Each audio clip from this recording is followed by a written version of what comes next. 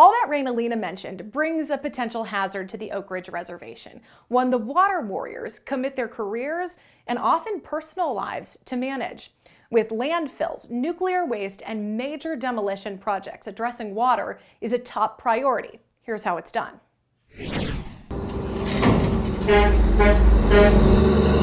These are the sights and sounds of a typical sunny day at the landfill. And these are the sights and sounds of a typical sunny day on the water. Two sides of Oak Ridge, Tennessee, but this has a lot to do with that. I would say it's lifestyle. A typical day around here can change in a drop. Landfill system. Check out this map. You can see the landfill right there. We have a catchment in our Cell 6 area. That catchment can hold up to 1 million gallons. From there, We want to be able to collect that water and get it down the hill off of the disposal cell area. it's routed into one of these ponds or tanks. Any water that does seep into the debris, called leachate, will go through the leachate collection system. So we're able to move leachate through the debris field and contact water that's on the surface of the landfill out and manage it and get it out of there during storm events.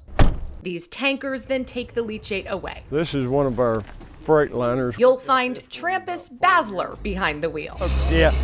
He's been doing this for decades. When I was a young boy, I always wanted to drive trucks. My dad was a mechanic on them, and I've been driving them since I was 18-year-old. It's just one person in the cab, although Basler is known to have a companion. Me and Dr. Pepper. The route is 16 miles round trip.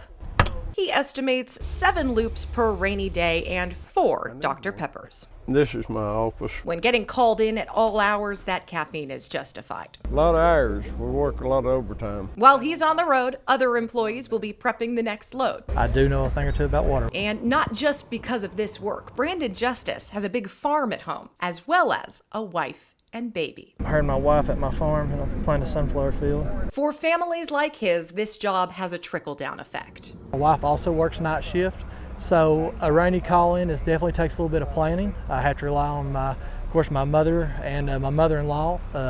Never know when I might have to call them and say, hey, can you keep my little girl because my wife's working? Once he gets here, he heads up to the catchment on the hill and makes sure the process flows as it should. I've been here all night. Well, I've left work, went home, and then come back and been here all night. New tools are making the process a little easier. Right here where this new platform was nothing but a step-on ladder. From equipment to generators to this app. About 11:30, 12 o'clock at night is when you first get an alarm. And I got on my phone, I've got the phone numbers that leachate calls me at. So when it rings, I know it's leachate, and I put me a different ringtone in. So I know when that number rings what it is. Superintendent Eddie Langley can check the levels from his bed. 15 feet of leachate in a tank means about 20 hours of work ahead. 40-minute drive back out to the house during the middle of storm. The payoff is here. Surface water from those ponds is being tested right now. If it passes the quality check, it's sent out into Bear Creek. Which helps the natural state of the creek. It takes sacrifice, dedication, and a whole lot of soda. But it's the environment for which they are fighting. Yeah. And no matter the weather, the water warriors. So we'll come in. You know what they say, not all heroes wear capes. Some wear raincoats and work boots. Pretty much the ordeal.